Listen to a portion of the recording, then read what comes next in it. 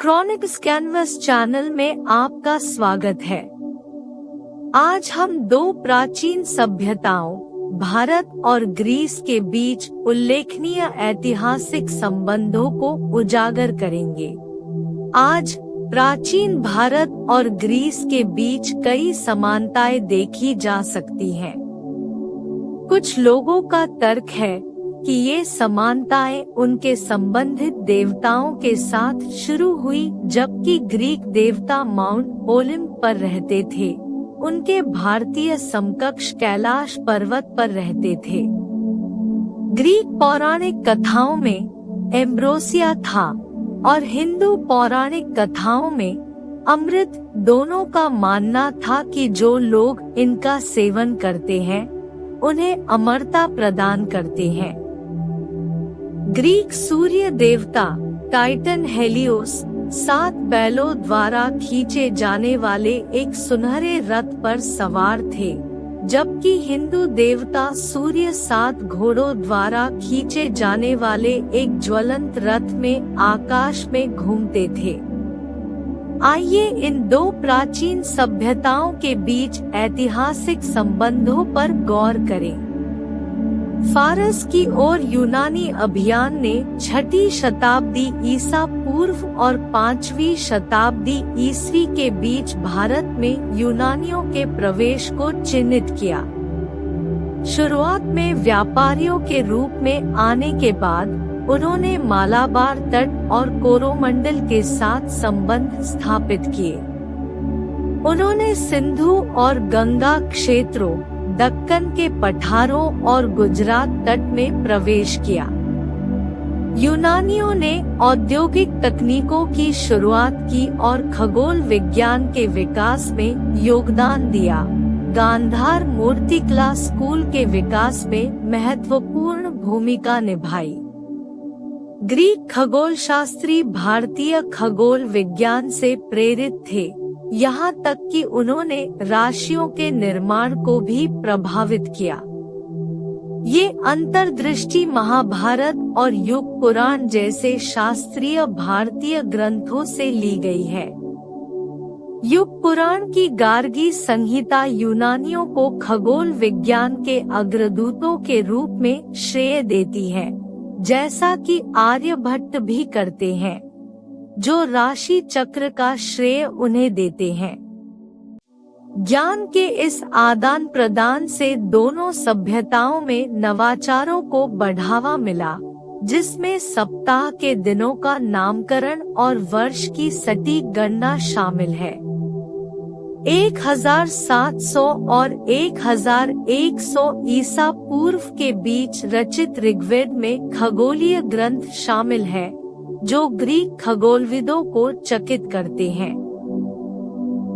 उन्होंने सैद्धांतिक विज्ञान की प्रगति में योगदान देते हुए भारतीय और यूनानी अवधारणाओं को एकीकृत किया।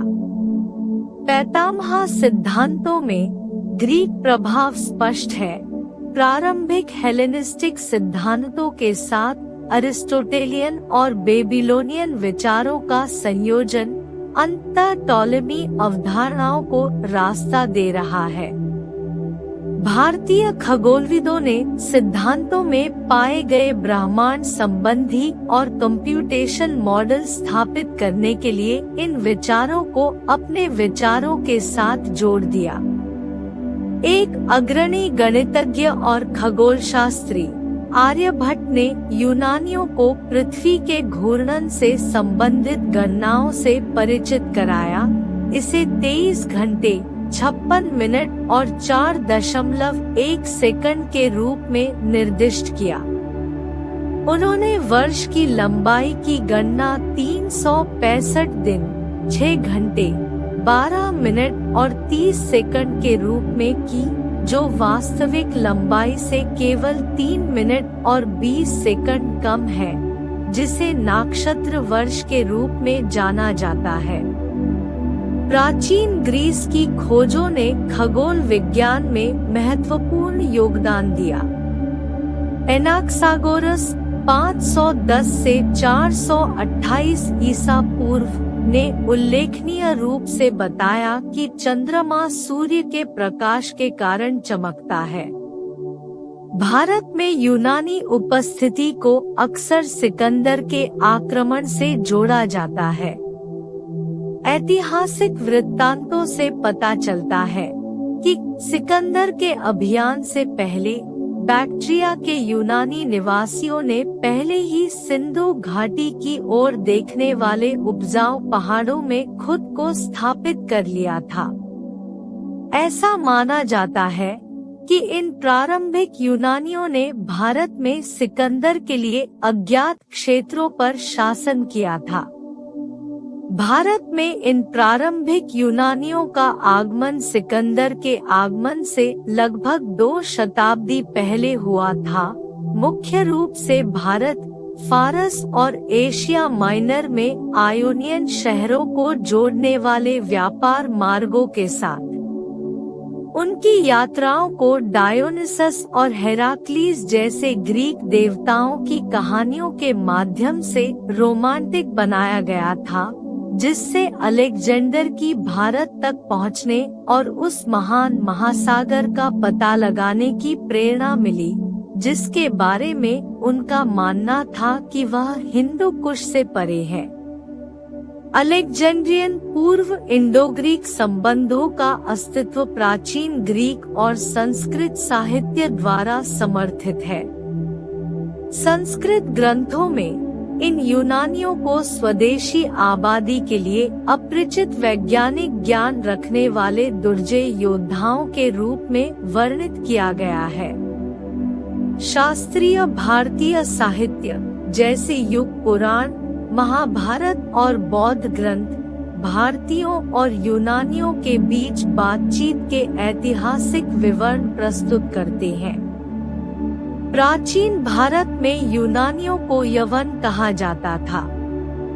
युग पुराण में अवध में स्केटा के खिलाफ यूनानी सैन्य अभियानों और गंगा और जमुना के बीच पांचालों के कब्जे का विवरण है। हालांकि पाटलिपुत्र में उनकी उपस्थिति की सटीक सीमा अनिश्चित बनी हुई है। कालिदास का नाटक मालविकाग्निमित्र ईसा मसीह के जन्म से कुछ समय पहले उत्तर मध्य भारत में यूनानी सैन्य गतिविधियों को दर्शाता है। महाभारत में राजा भगदत्त का उल्लेख है, जिन्हें यवन राजा कहा गया है। बौद्ध साहित्य में मिलिंद पन्हा ग्रीको-बैक्ट्रियन राजा डेमेट्रियस के उत्तराधिकारी राजा मेनेंडर का दस्तावेज है, जिन्होंने उत्तरी भारत के महत्वपूर्ण हिस्सों पर विजय प्राप्त की थी। मिलिंद पन्हा में राजा मिलिंद और बौद्ध ऋषि नागसेन के बीच बौद्ध धर्म पर दार्शनिक चर्चा शामिल है। अशोक के शासनकाल के दौरान पूरे भारत में पहिया, एक खाली सिंहासन, पैरों के निशान और एक पीपल के पेड़ जैसे प्रतीकों वाले स्तूपों का निर्माण किया गया, जो भारतीय मूर्तिकला पर ग्रीक प्रभाव को दर्शाते हैं। यह प्रभाव गुप्तकाल तक कायम रहा। ग्रीक कला में बुद्ध का मानव रूपी प्रतिनिधित्व बौद्ध प्रतिमा विज्ञान का एक प्रमुख पहलू बन गया और ऊपरी सिंधु क्षेत्र, विशेषकर पेशावर और मथुरा में फला फूला। जबकि कुछ का सुझाव है कि बुद्ध की छवियों की उत्पत्ति दिल्ली के दक्षिण में मथुरा में हुई थी। यूनानी भारतीय मूर्तिकला में बुद्ध के अपने अभिनव मानव सदृश चित्रण के लिए प्रसिद्ध है। भारतीय कला, संस्कृति और दर्शन पर यूनानी प्रभाव निर्विवाद है। 2500 साल पहले के इतिहास में निहित खगोल विज्ञान से गणित तक और कला से मूर्तिकला तक के क्षेत्रों में फैले एक दूसरे पर उनके प्रभाव की सीमा को मापना चुनौतीपूर्ण है। दोनों सभ्यताओं के पास समृद्ध विरासतें हैं, जिन्होंने एक दूसरे को बहुत समृद्ध किया है।